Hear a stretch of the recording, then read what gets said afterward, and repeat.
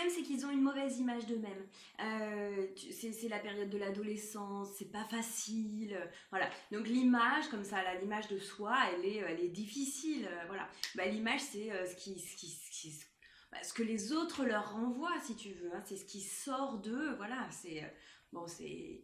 Non, mais c'est normal. Hein. C'est une période de construction, c'est difficile. Voilà. Oui, c'est. J'étais en train de parler de toi. Alors, bon, c'est vrai, hein, peut-être que tu n'es plus adolescent, toi qui regardes cette vidéo, mais bon, en même temps, je m'adresse très souvent à des élèves de niveau collège, voire lycée, hein, s'il y a des choses à réviser, ça peut être intéressant. Bon, alors oui, voilà, bah, tu es là, ça tombe bien. Tu vois, j'étais en train de parler de l'image de soi, et bah, ça tombe bien, dis donc.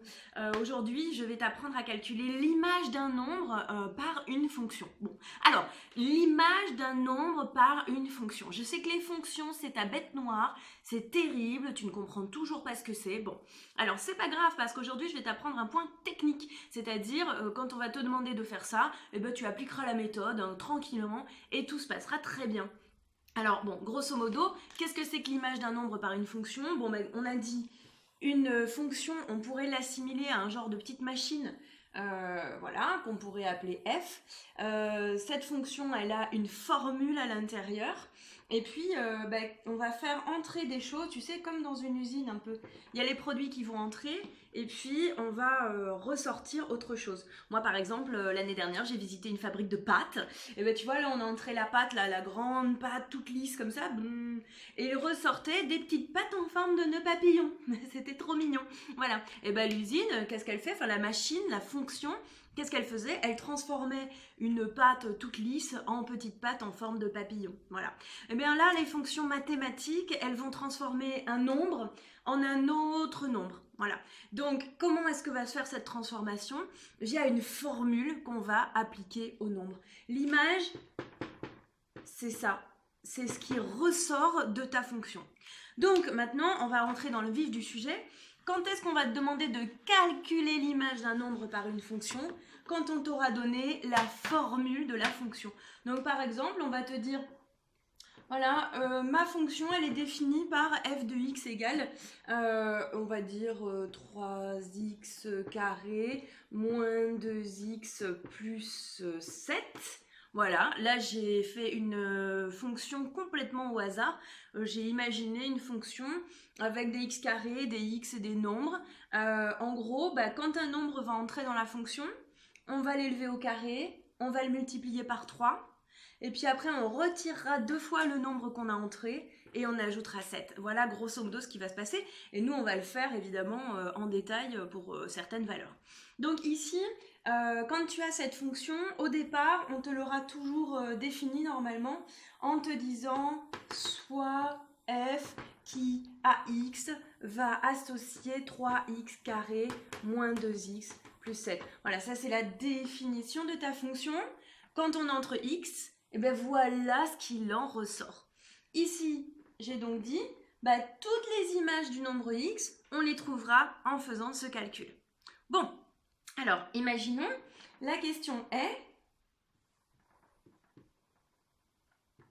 calculer l'image de moins 5, allez, je prends une valeur au hasard, par f.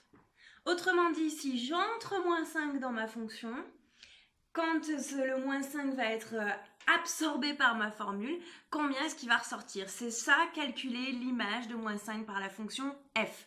On pourrait aussi te dire, une autre façon de l'écrire, ce serait calculer f de moins 5.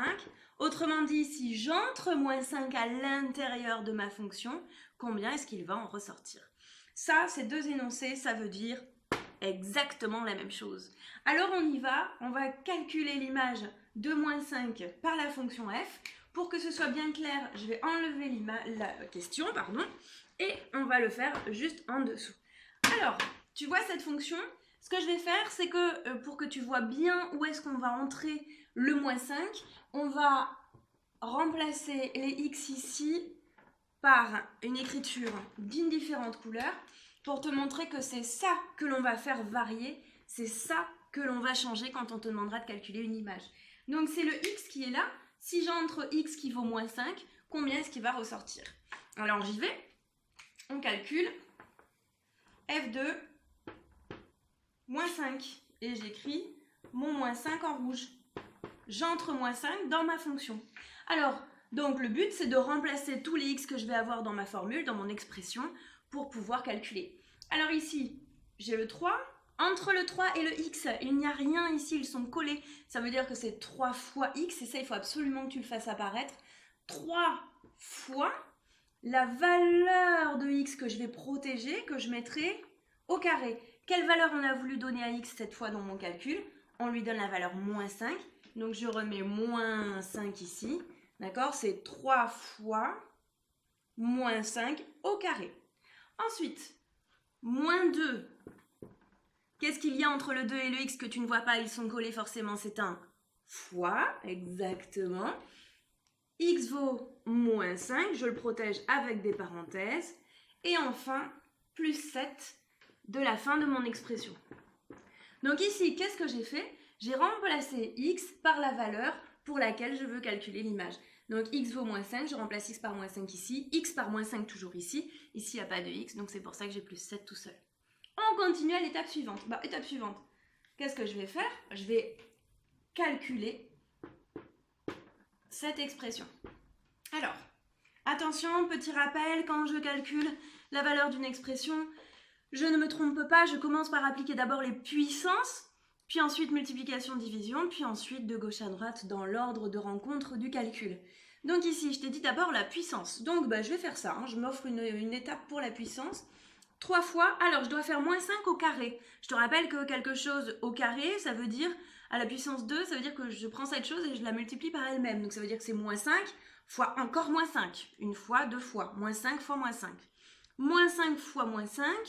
Moins fois moins, j'ai 2 fois le moins, c'est le même signe, ça va me donner du positif.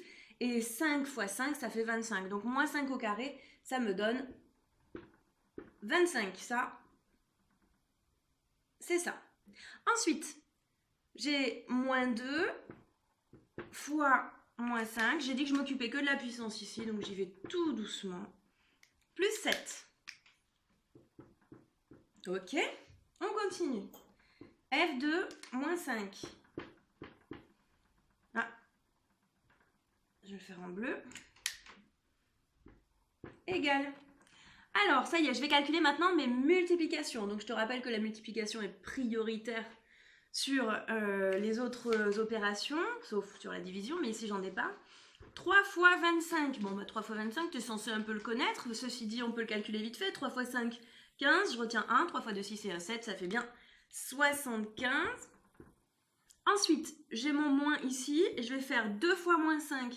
2 fois moins 5, ça va me donner moins 10. Donc, je vais avoir moins 10 plus 7. Enfin, dernière étape. F de moins 5 égale 75 moins 10 plus 7. Alors, soustraire un nombre, ça revient à ajouter son opposé. C'est comme si je faisais moins 1 fois moins 10. Autrement dit, 75 plus 10, ça va faire 85. Et 85 plus 7, ça va nous donner 92. Ici, je viens de calculer l'image de moins 5 par la fonction f. L'image de moins 5 par la fonction f est 92. Quand j'entre moins 5 dans la fonction, il en ressort 92. L'image de moins 5 est 92. Voilà pour le calcul de l'image d'un nombre par une fonction. Quel que soit le nombre pour lequel tu veux calculer l'image, tu vas toujours faire la même démarche, c'est-à-dire remplacer x par la valeur dont tu veux trouver l'image. Si par exemple x avait valu 1 tiers, j'aurais fait f2 1 tiers égale 3 fois 1 tiers le tout au carré, moins 2 fois 1 tiers plus 7. Je vais te dire une toute petite chose que je devrais peut-être pas te dire. Si ce calcul ensuite te semble difficile, n'oublie pas que tu as avec toi un outil qui s'appelle la calculatrice. Si pour toi ça c'est vraiment trop dur, tu utilises ta calculatrice mais il faut savoir bien l'utiliser. Entre-lui bien ce calcul et vérifie que tu trouves le même résultat que moi, c'est-à-dire 92. Et bien voilà, calculer l'image d'un nombre par une fonction, c'est ça. En fait, c'est pas très compliqué. Ce qui te paraît difficile, toi, à chaque fois, c'est le vocabulaire qui est nouveau. Et tout ce qui est nouveau, ça fait peur. Mais il ne faut pas avoir peur de ça. Parce que franchement, c'est toujours la même démarche. Je vais faire passer une vidéo sur calculer l'antécédent d'un nombre par une fonction. Mais pour ça, il faut poser des équations.